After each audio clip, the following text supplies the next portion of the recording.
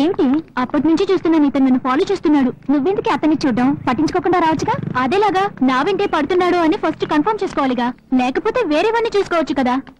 వద్దే, నా మాట విను. నీలాగే నేను కన్ఫర్మ్ చేసుకోబోయి నా కథ కడుపు వచ్చే వరకు డెవలప్ అయింది. అనుభవంతో చెప్తున్నాను, వింటే విను, లేకపోతే లేదు. తర్వాత నీ ఇష్టం. ఇటువంటి విషయాలు తేలిగ్గా తీసుకోకూడదు సుమా. ఏంట్రా అమ్మాయిల వెనక తిరుగుతున్నావు? సిగ్గుగా లేదు? ఏం లేదు మావా, అమ్మాయి నన్ను చూసినట్టు అనిపించింది. కన్ఫర్మ్ చేసుకోవడానికి ఫాలో అవుతున్నాను. వద్దురు రే, నేను కూడా ఇలాగే కన్ఫర్మ్ చేసుకున్నాను. వెంటపడి ఊరు నుంచి తెచ్చుకున్న 3 సవర్ల బంగారం చేను సేట్ కోట్లో తాకట్టు పెట్టాను రా. అనుభవంతో చెప్తున్నాను, వినుకో. ఏదో కాలేజీకి వచ్చావా, చదువుకున్నావా, డిగ్రీ పుచ్చుకున్నావా, వెళ్ళిపోయావా లేకుండా నీకు ఎందుకు ఇవన్నీ? నేను పంతులు గారు, నాకు పెళ్ళెప్పుడు అవుతుందో కొంచెం చూసి చెప్తారా? నాయన, కుజదోషం ఉంది, కాస్త లేట్ అవుతుంది. అలాగా? దానికి ఏమైనా పరిహారం చేయగలమా? అన్నవరం దేవాలయానికి వెళ్ళి సత్యనారాయణ స్వామిని దర్శించుకో, అంతా శుభమే జరుగుతుంది. అలాగే పంతులు గారు. ఉమా, కార్తీక్ మీతో ప్రేమగా ఉండదుగారమ్మా. ఇంటికి వెళ్ళకపోతుందో గాని. సరేనమ్మా. ఏంటి నా మౌనంగా ఉన్నావు? నీకే సమస్య లేదుగా? లేదత్తయ్య. ఏదైనా సమస్య ఉంటే ధైర్యంగా నాతో చెప్పు. నన్ను నీ అత్తయ్యగా అనుకోకు, నీ అమ్మని అనుకో. ఏమైందమ్మా? ఆయనకి నేను నచ్చలేదు అత్తయ్య. ఎప్పుడు చూసినా తిడతారు. ఇంట్లో అయినా పర్వాలేదు, కాలేజీలో కూడా తిడతారు. ఉమా, ఏడవకమ్మా. ఉమా, నువ్వు వాడిని దూరం చేసుకోకమ్మా. మా అబ్బాయి చాలా మంచివాడు. నా తర్వాత వాడిని చూసుకోవాల్సిన బాధ్యత నీదేనమ్మా. గుడికొచ్చి ఏడవకూడదు. అత్తయ్య, పాపతో పాటు మీరు వెళ్ళి ప్రదక్షిణ చేసిరండి. రామ్మా, వెళ్ళు. ఓం నమో విష్ణవే ప్రభవిష్ణవే శ్రీ వైశంపాయన. అమ్మా, వీళ్ళ కుటుంబం అంటే ఇంతే అనుకుంటాను. వీళ్ళన్నయ్య కూడా తక్కువైన వాడు కాదు. నా పెళ్ళైన కొత్తలో ఒక అమ్మాయితో పరిచయం ఉండేది. నేనంత తేలిగ్గా వదిలేస్తానా? ఆయన్ని ఎక్కడ నొక్కి పెట్టాలో అక్కడ నొక్కి పెట్టాను. ఇప్పుడు ఆయన చూసావుగా, నిల్చోమంటే నిల్చుంటారు, కూర్చోమంటే కూర్చుంటారు. అంతా మన చేతుల్లోనే ఉంది.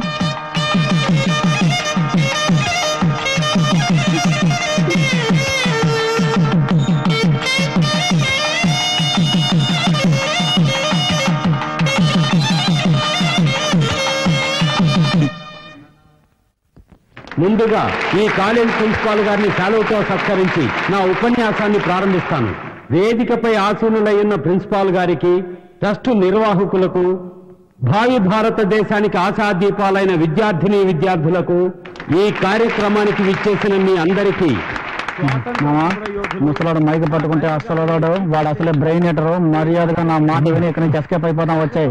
నువ్వు ఎస్కేప్ అవ్వచ్చు, నా చదువు కోసం స్కాలర్షిప్ ఇస్తారు కదా. రే, నీకు ఇచ్చే 500 కోసం 50,000 ఖర్చు పెట్టి మీటింగ్ పెట్టారా? ఇదంత అవసరం అంటావా? చెప్పు మావా. మావా, ఒక వారం ఖర్చులకు వస్తాయి, వేరే దారి లేదు, కాస్త ఓర్చుకో. వాళ్ల ఉన్నత విద్య కోసం ఒక సహాయ నిధిని మా తండ్రి గారి పేరు మీద నిర్వహించే ట్రస్ట్ నుంచి ఏర్పాటు చేయడం మీ అందరికీ తెలిసిన విషయమే. ఈ సంవత్సరం అన్ని పరీక్షల్లోనూ మంచి మార్కులు తెచ్చుకొని ఆదర్శ విద్యార్థి అయిన MCA ఫైనల్ ఇయర్ చదువుతున్న K. కార్తిక్ ని ఈ ట్రస్ట్ ఎంపిక చేయడమైనది. అతన్ని వేదిక మీదకి రావాల్సిందిగా కోరుతున్నాం.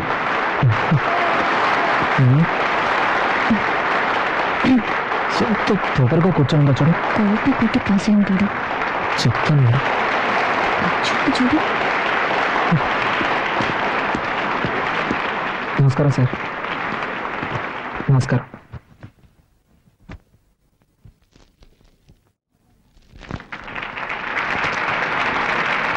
Thank you sir. నమస్కారం. నాకు సహాయాన్ని అందజేసిన గౌరవనీయులైన నాగిరెడ్డి గారి ట్రస్ట్కి, మా కాలేజ్ ప్రిన్సిపల్ గారికి నేను మనస్ఫూర్తిగా కృతజ్ఞతలు తెలియజేసుకుంటున్నాను. బాబు, థ్యాంక్ యూ సార్. ఒక్క నిమిషం సార్. ఈ శుభ సందర్భంలో ఈ అబ్బాయి గురించి ఓ అద్భుతమైన విషయాన్ని మీకు తెలియజేయాలని ఆశపడుతున్నాను. ఈ కార్తీక్ ఓ ఆదర్శ విద్యార్థి మాత్రమే కాదు, ఆయన ఒక మంచి భర్త అనే విషయాన్ని కూడా మీకు నేను తెలియజేసుకుంటున్నాను.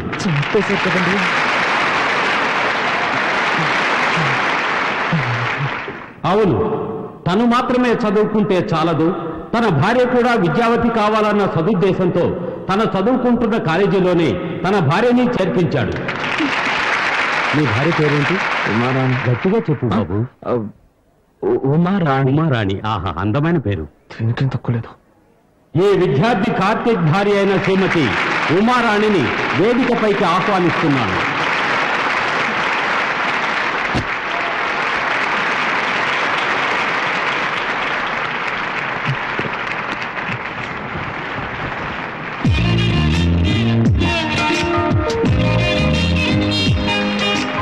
సంసార జీవితం అనేది ప్రేమ అభిమానం కలగలిసిన ఒక తీయని జీవితం.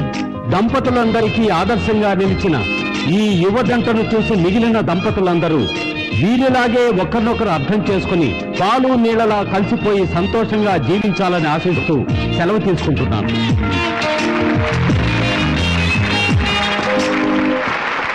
ఈ కార్యక్రమాన్ని జయప్రదం చేసినందుకు మీ అందరికీ నా ధన్యవాదాలు తెలియజేసుకుంటున్నాను.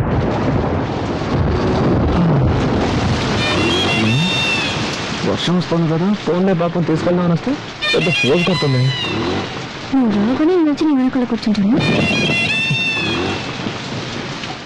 నువ్వు పిలిస్తే నేను వస్తాను. నేనెందుకు పిలవాలి? వచ్చి కూర్చోవచ్చుగా. ఏమయ్యా, వయసులో ఉన్న అమ్మాయి కనపడగానే మీరంటే వాళ్ళు తెల్లగా ఉండరా? మర్యాదగా వెళ్తావా లేక పోలీసులు ఫోన్ చేయరా? అయ్యో, కదా అర్థం తిరిగేలా ఉంది. అయ్యో, ఈ అమ్మాయి వాడి బండి ఎక్కిందేమిటి? ఈ కలికాలం ఎవరు నమ్మాలో అర్థం కావడం లేదు. కర్మ లోకం పాడైపోయిందండి. అవునండి, దారుణాలు జరిగిపోతున్నాయి. ఆ పెద్ద నన్ను తిడుతుంటే నీకు సంతోషంగా ఉంటుంది. అంతా నా కర్మ. అడ్డమైన వాళ్ళ దగ్గర తిట్టుంటే నాకు వస్తుంది. ఇవన్నీ నా దగ్గర పెట్టుకోకు. ఇలాంటి వాడికి లొంగిపోయాను కాదు నేను. Sorry, speed breaker. అది మాకు తెలుసు. కాస్త జరి కూర్చో. ఇంకా జరి కూర్చోవాలంటే కిందే కూర్చోవాలి. ఆ పాట కొంచెం ఆపుతావా? ఏ నచ్చలేదా? అది నీకు అనవసరం. సారీ, మళ్ళీ స్పీడ్ బ్రేకర్. నువ్వు కావాలనే చేస్తున్నావు. కాసేపు వెయిట్ చేస్తుంటే బస్సులోనే పోయేదాన్ని. అసలు నేను ఎక్కించుకోకుండా ఉండాల్సిందే.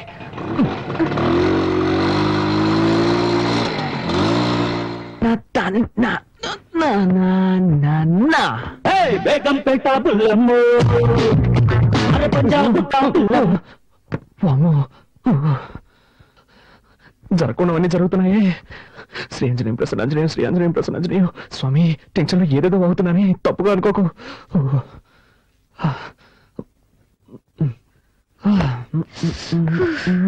పూర్తిగా తెలిసిపోయాను. నీకు బుద్ధుందా? డ్రెస్ మార్చుకున్నాను. తలుపు తట్ట రావాలన్న సెన్స్ లేదు. సారీ, డీసెన్సీ లేదు. May I come in?